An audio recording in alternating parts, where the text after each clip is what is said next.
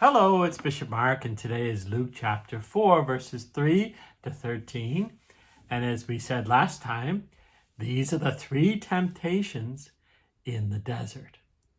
But, you know what's neat? Because you've listened to all these videos, you're more able to hear what's going on in this story of the temptation in the desert. Let me explain. You know that Jesus from his birth is the Messiah, is the Savior, the person the Jews have waited for. Second, through these videos, you know that Jesus is both fully God and fully human. And you know that as a baby, Jesus didn't know. You don't have knowledge of yourself as a baby. Even though Mary, his mother, knew, and Joseph knew, and the shepherds knew, and Simeon and Anna knew, they all knew. So he had indications from his earliest years that there was something different.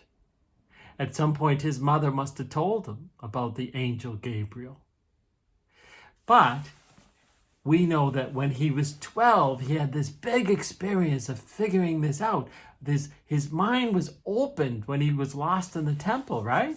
And he was like, this is where I belong.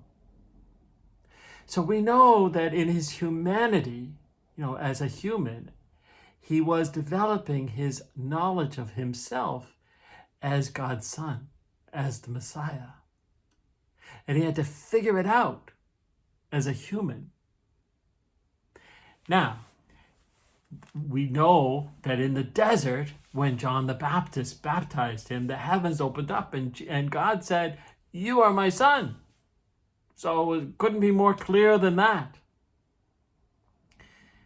So now he knows he is God's son, and he knows that he has an important task as the Messiah, but he doesn't know how to be the Messiah. He has to pray about that. So he goes to the desert to pray, and you know that he's not eating, he's just having water perhaps, and when that happens to us, our mind spins, and so he's tempted to be different types of Messiah. That's how the devil tempts him. How can he be the Savior? And we'll read now all three, and we'll see how each is a different type of Messiah he could be. So he's trying to figure out who he is now that he knows he's God's son. He knows he's the Messiah. Now he knows he has a mission. He has work to do. What is that work? Okay, let's take it up from where we were. The devil said to him, so this is the first temptation, "If you are the Son of God, command this stone to become bread." Jesus answered him, "It is written, one does not live by bread alone." So that's the first temptation. You see these stones in the desert? There's actually stones there, limestone, that kind of are in the shape of a loaf of bread of that day. He says, make these bread. You can do it. Now, you and I couldn't do that, but Jesus probably could, because he's God. He's fully God and fully human.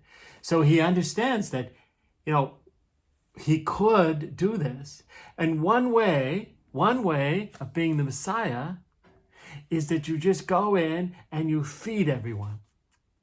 People will be, are being hungry, well, you just feed them. And not just feed them with food, feed them with whatever they want. So one way of winning the people of God, of God's people to know you're the Messiah, is just go in and feed them all.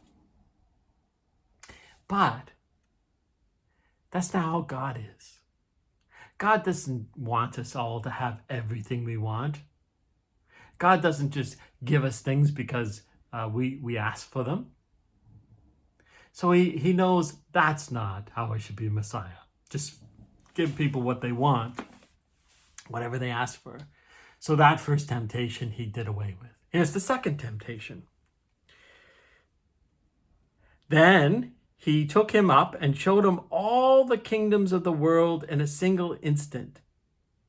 The devil said to him, I shall give to you all this power and their glory, for it has been handed over to me, and I may give it to whomever I wish.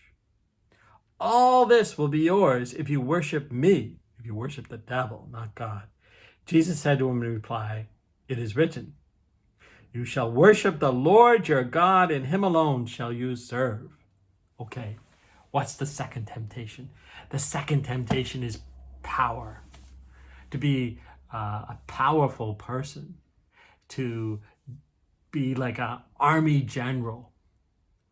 I think St. John thought that this is how Jesus would be Messiah. I think a lot of the Jewish people thought that he would come in and lead armies and kick the Romans out and become the great military leader like Caesar in Rome, like the great military leaders.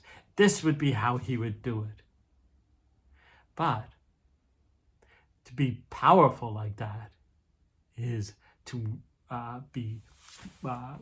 to hurt people, to have armies that conquer people, and to be earthly.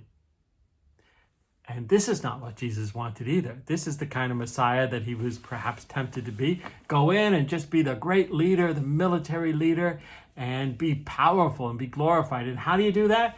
Just worship the devil. Compromise. Do things shady. Just take over power. Jesus said no to himself. That's not what I should do to be the Messiah. So the third one. Then he, the devil, led him to Jerusalem, made him stand on the parapet of the temple, and said to him, if you are the Son of God, throw yourself down from here, for it is written, he will command his angels concerning you to guard you, and with their hands they will support you, lest you dash your foot against a stone. Jesus said to him in reply, it also says, you shall not put the Lord your God to the test. So what's the third temptation of how to win the people over? Is to do miracles just for the sake of miracles. The parapet of the temple was this very high wall, and at the bottom of the wall was a cliff. So there was this very high place in the world. And the devil says, just jump. Let the people see you jump and see the angels come to rescue you. In other words, do tricks. So be a magician type person. Be a magician leader. Just show them miracles just for the sake of miracles. Just to say, hey, look what I can do. And of course, that's not how he was going to be Messiah either. Do you see? He was trying to figure out in the desert, what do I do as God's son, as the Messiah? And this passage ends with, when the devil had finished every temptation, he departed from him for a time. Last thing I want to share with you is how holy this story is, how sacred this story is. You know what? There was no one with Jesus. How do we know this happened? Because he must have told the disciples or told somebody. Luke heard this story, but the source of the story has to be Jesus himself, where he admits going into the desert and what happened with his mind. He admits that he didn't know how to be the Messiah at the time. But after 40 days, he comes out of the desert and he knows. Okay, we're going to continue with his journey. Wasn't that a neat gospel? Isn't it cool how you understood it better because you've listened to all these videos? I'm so proud. That's great. Peace to you.